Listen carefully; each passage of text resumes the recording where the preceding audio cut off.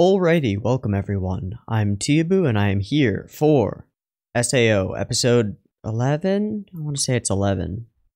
It's 11, Central Cathedral. Okay. So last time we had some rapey stuff, we had some rapey boys, and some Yu-Gi-Oh! Breaking the laws of reality boys, and now we've got some Alice boys. Yeah, we found Alice. Mission complete. Show's over. No, but there's stuff to do, and we don't know how Alice is gonna be, or who she's gonna be, or if she's the same Alice necessarily. Because they called her Alice Zapepa. They didn't call her Alice Zapepa. I just every time I throw a piece of paper from my notes away, I'm gonna say Zapepa because of the Read or Die OVAs, which are awesome. We don't know who she's gonna be because they said she was like Synthesis 30 or something, so there have been many Alices. And she's the 30th one. So I think we're gonna go on some real missions and stuff, or not. I don't know. We'll find out. So let's find out. If you're watching this on YouTube, there'll be a beep beep timer. If you're watching it elsewhere, then you're a patron, you know what's up. There'll be a beep beep timer, it'll go boop boop boop beep, and on the beep and the green light, that's the same frame that Munchie Bowl starts playing on my screen. So if you're playing along with your own media, that's when you want to hit the button. Okay, let's get into it. Oh, he goes here.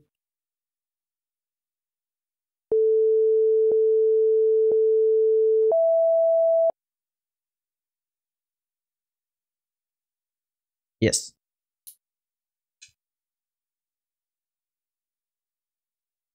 Yes, but no.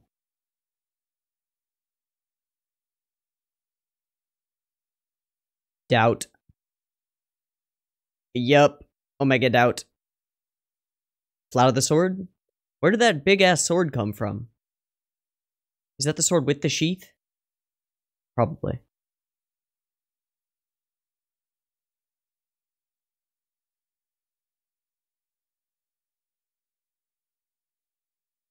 She's a nice lady. Yes.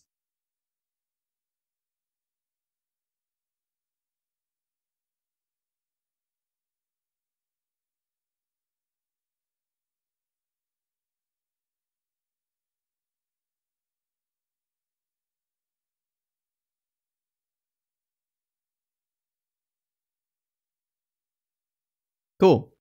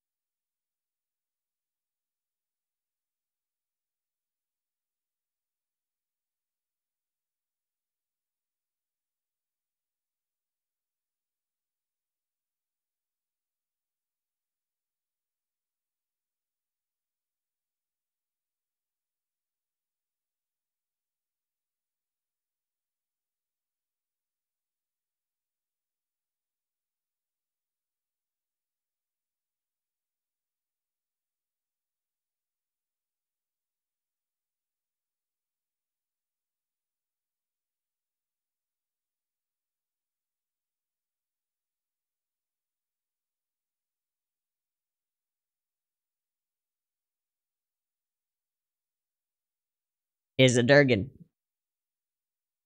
I like Durgans. Oh hey, it's the behind your back chainy thingies.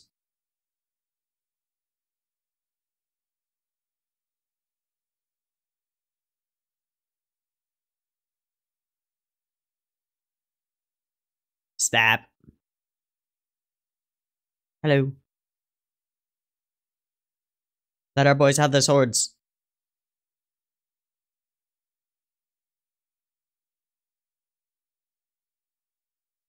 She can pick those up, no problem, right? Yep, no problem. Major object control.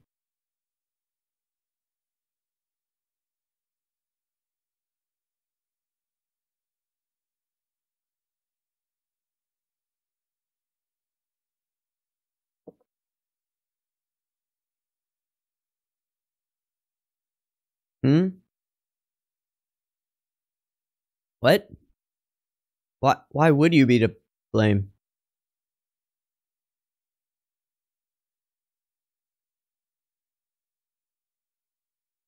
Bruh, it's neither of your fault. It's the fucking assholes who are fucking rapey boys. Okay, but you would be too late, so you can't make the wheels of justice turn slower.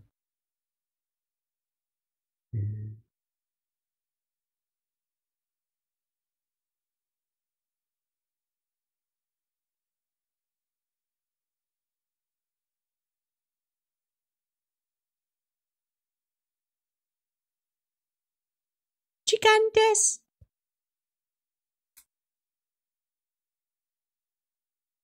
Chicantes. Oh fuck, I dropped the lunch. Oh geez, her hair looks ridiculous. Just from that one angle, it looks so funny. They look like little floppy horns.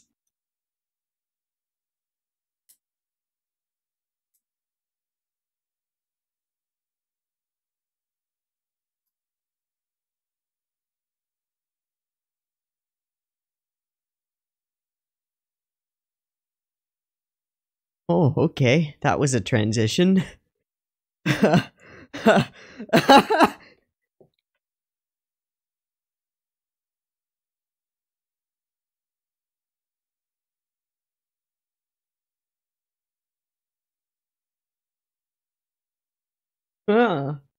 What if you just did? Why can't you? Can you? You can have people dive into the underworld, right? Like, that's what Kirito was doing in the beginning, right? So, can't you? There are robots? Oh, they're evil.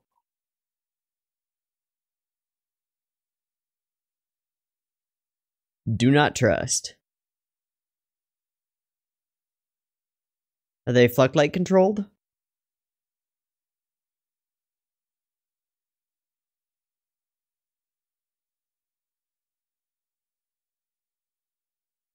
That's pretty spooky.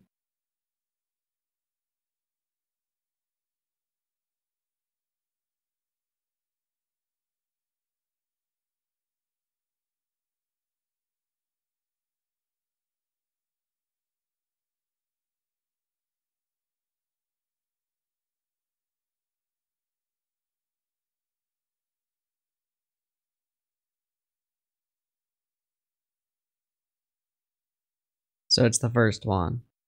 Oh, okay. Yeah, and how does it... Okay. Okay.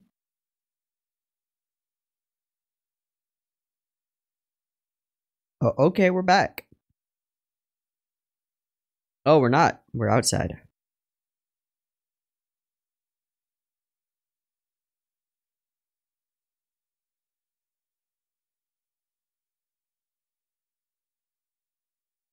Or put a Fluctlight in it.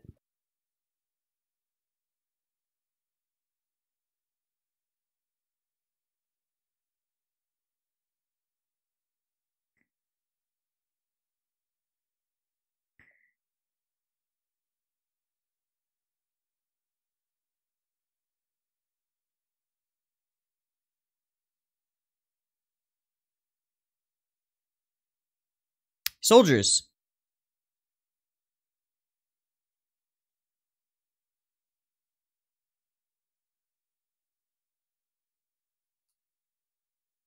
Mm-hmm. Yeah, you need to be embodied.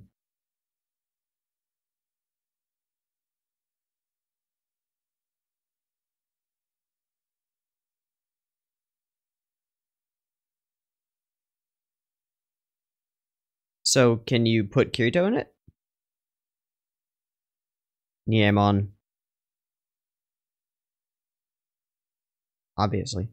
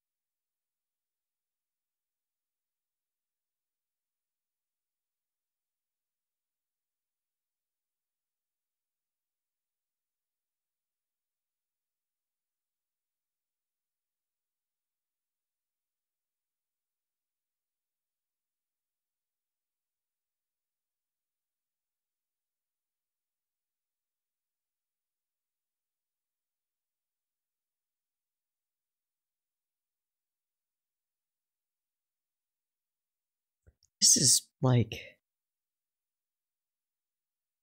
really weird direction in this episode. It's like really weird. That crossfade transition and then like the cuts just haven't made sense, really. And the sound design has been really weird. She just recognized somebody evil.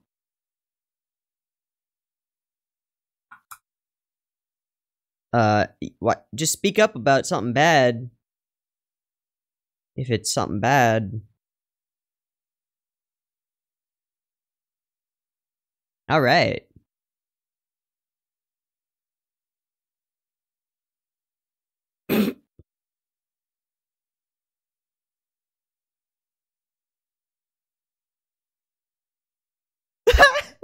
The dude's shirtless with a helmet. Oh my god, what does that remind me of?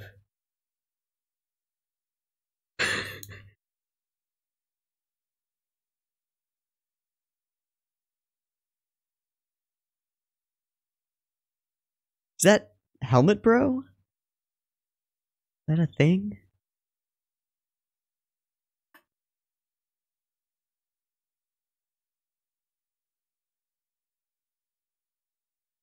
Nope. Helmet Bro has armor.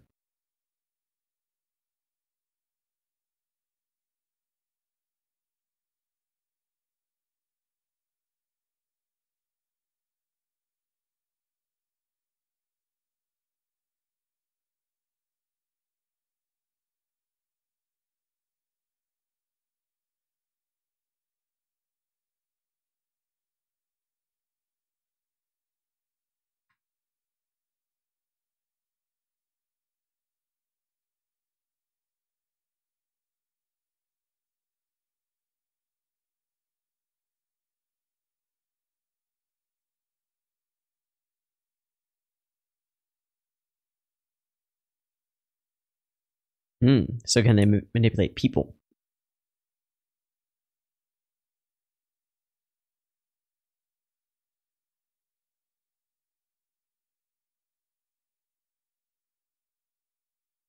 Okay, so we're gonna address the disembodied glowy person.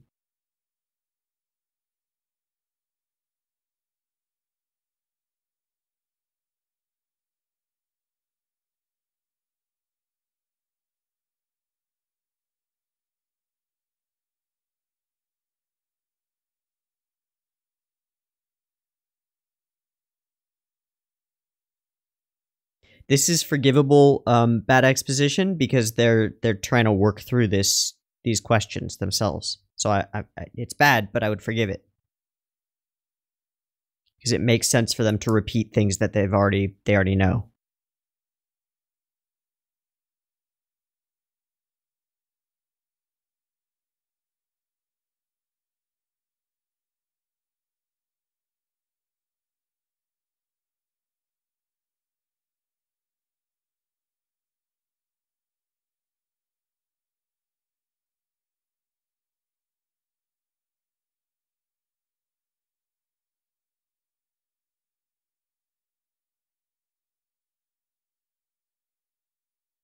What's in your lunch bag?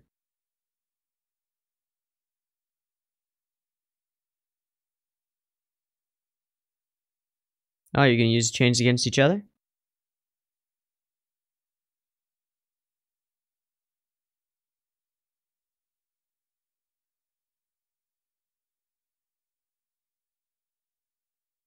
Clang, clang, clang.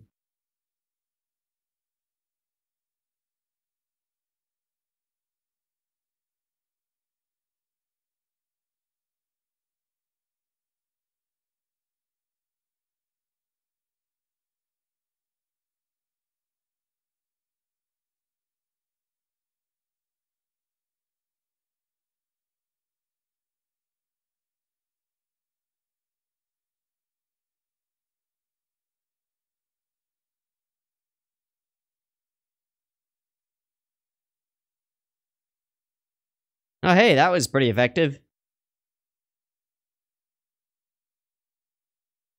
The same panning shot of the cathedral.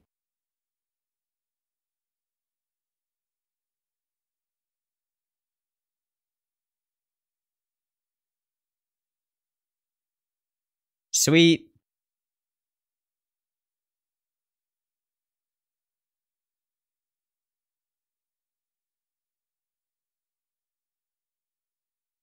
You're free.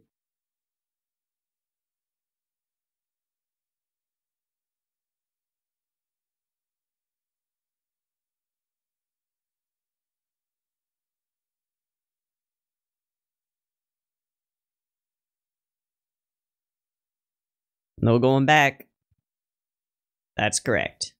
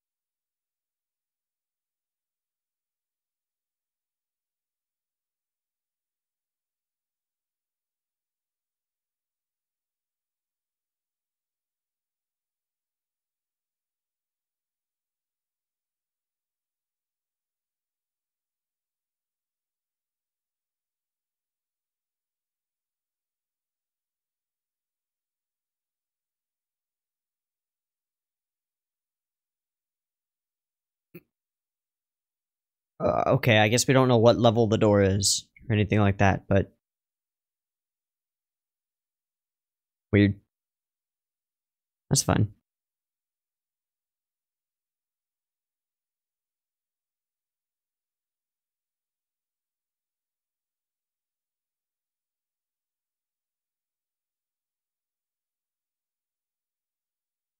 This is a great theme. I figure we're going to be hearing a lot of it. That looped CG background. Oh, there's a traditionally animated one. Or traditionally drawn, I should say, since it's just a drawing.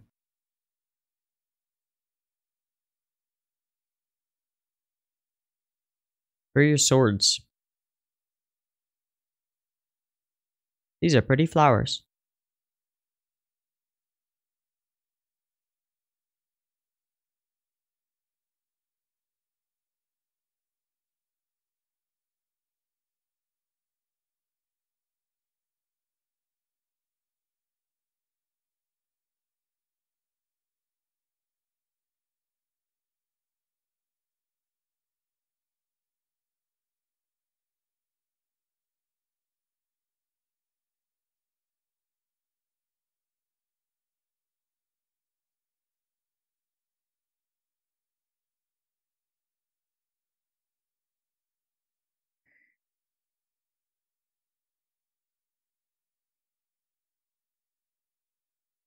Maybe they don't.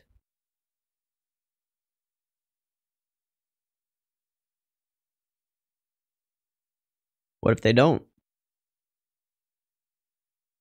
What if they're not viewed as human? What if they're automata? Programs.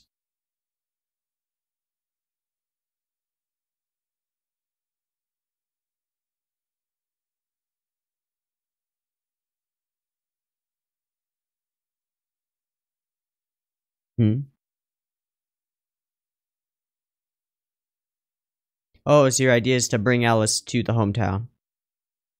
Make her realize. Oh. Or restore his memories. Wait, what? Wait, what?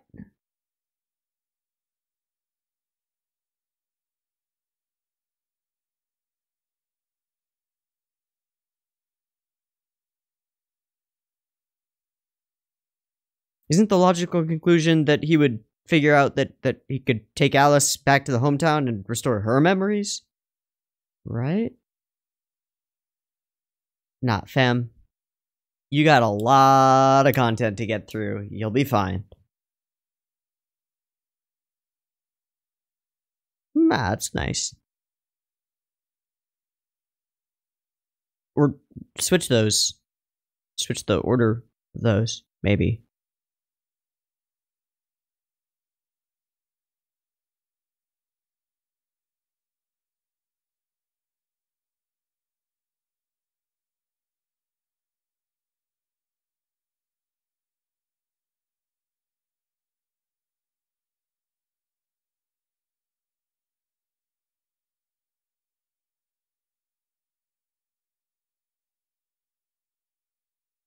Do we get a twisty cliffhanger?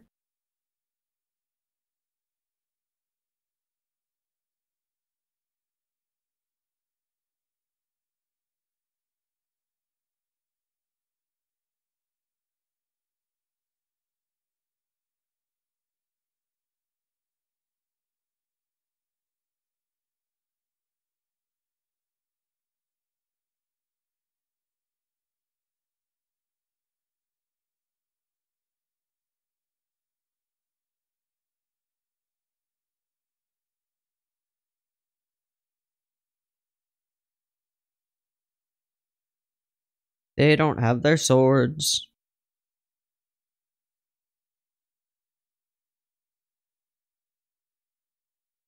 They only have their chains.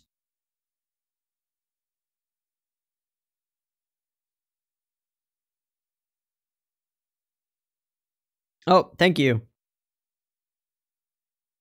Namae wa Eldrie. Synthesis 31. Okay.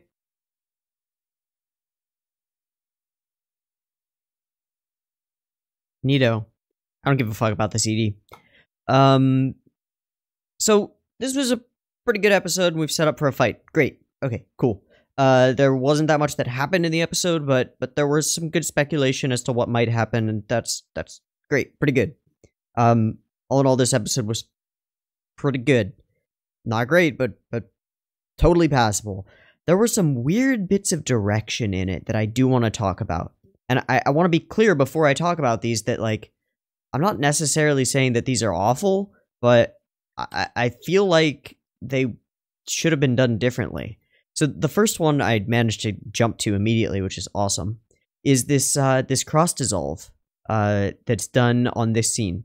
So we go from this CG building that's really far away.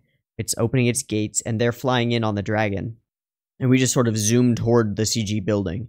And then it cross-dissolves into the turtle thing.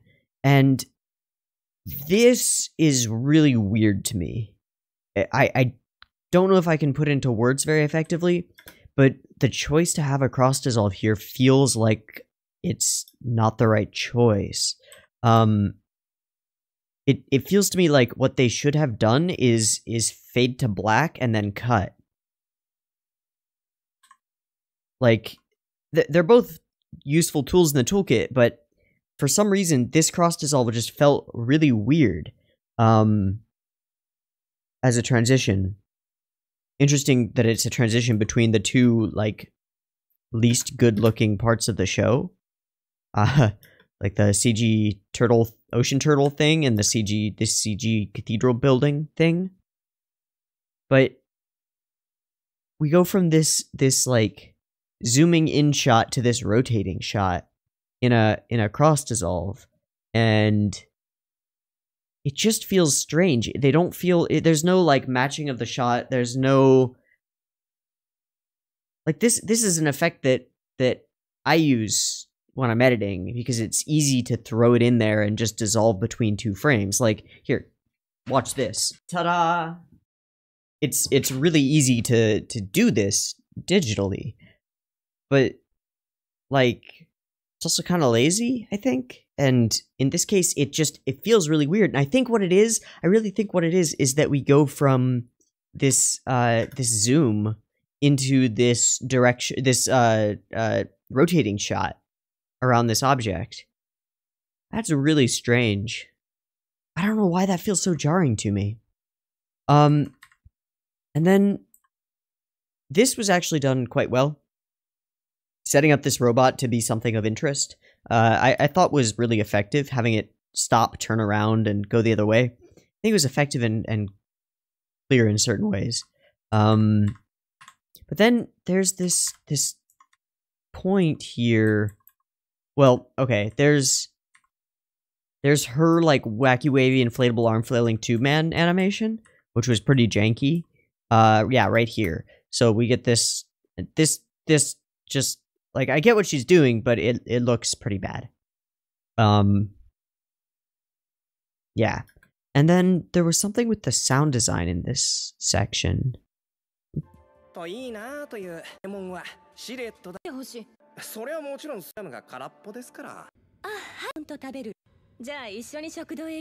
Where was it?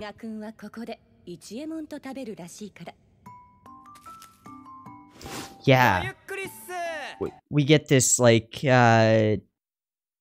happy slice of life comedy music, is what I would call it. You know, like, that's gag music.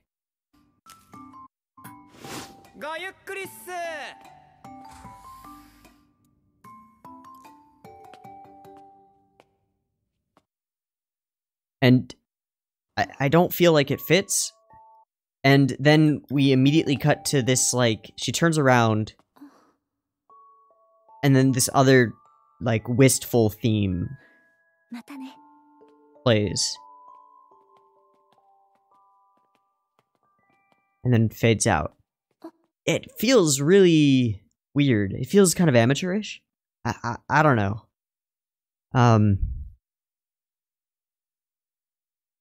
I don't know. And then we get set up that there is a bad boy, what you gonna do in the group of scientists. Like, this guy is super... Yeah, he stands behind the other guy as they pass.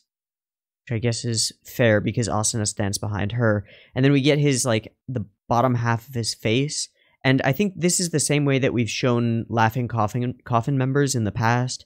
And people with ill intent in the past. So we get this guy with ill intent. Asuna recognizes him to some extent, but then sort of puts it away. Just shelves it. It's like, oh, guess I'm not going to talk about this, because I'm not going to. And then we get there talking, and as I said before, this conversation that they have where they're like, I just want to make sure, okay? Yeah. Right, I can never forget them. Right.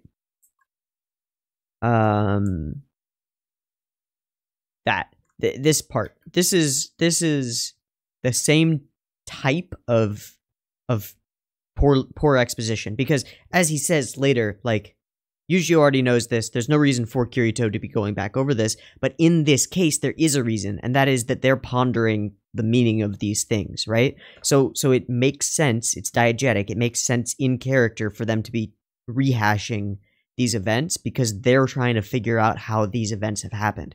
It's the same as, like, in a detective movie, the detective lays out all the evidence that they've been collecting over the course of the movie and then starts talking about it to their partner who already knows it. It's like, let me run through this with you so that we can try and figure out what's going on.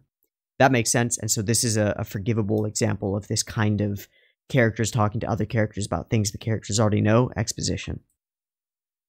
I hope that was clear. And then, you know, like, Eiyuu is like, you told me already, blah, blah, blah. Okay. Never tested that, right? Your chains, and they do the chains thing, and they get it. This one scene with the guard at the beginning of the cathedral portion. What fucking is this? Like, shirtless helmet guard.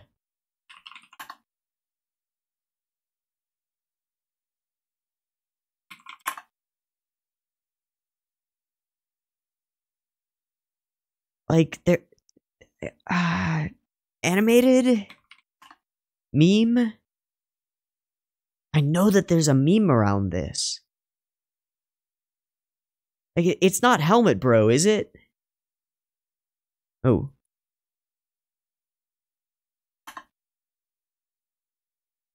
No, not really. No.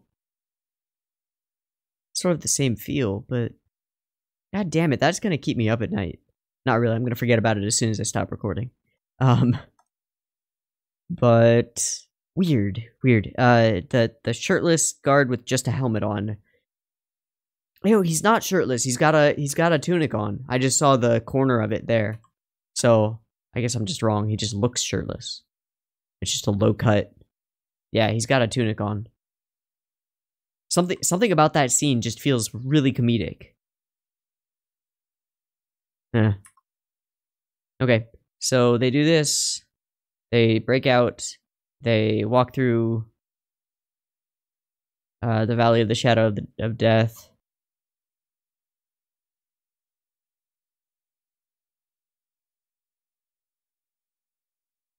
And is that it? There's no other awesomeness scene. They go to the Rose Garden, and they figure out that they're at the cathedral, and then they meet Elidre, whatever.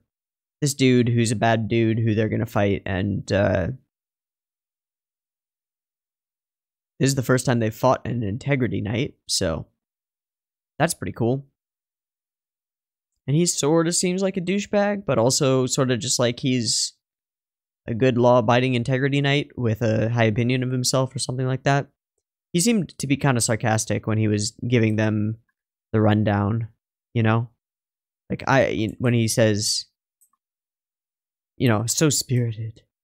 I have no rank. I hope you will forgive me. So, Eldrie Synthesis 31. Does that mean that he is the 31st Eldrie? Or that he is the first, or the 31st Integrity Knight? I want more stuff on how this synthesis lingo works. But I figure we'll get that eventually. If we don't, then... But if we do, then okay, cool. Anyway, this was a pretty okay episode. Pretty good. Some weird direction, but not terrible. But weird. But weird. Anyway, I've been Teeaboo. This has been SAO episode 11. I hope you've enjoyed it as much or more than I have, and I hope to catch you in the next one. Peace.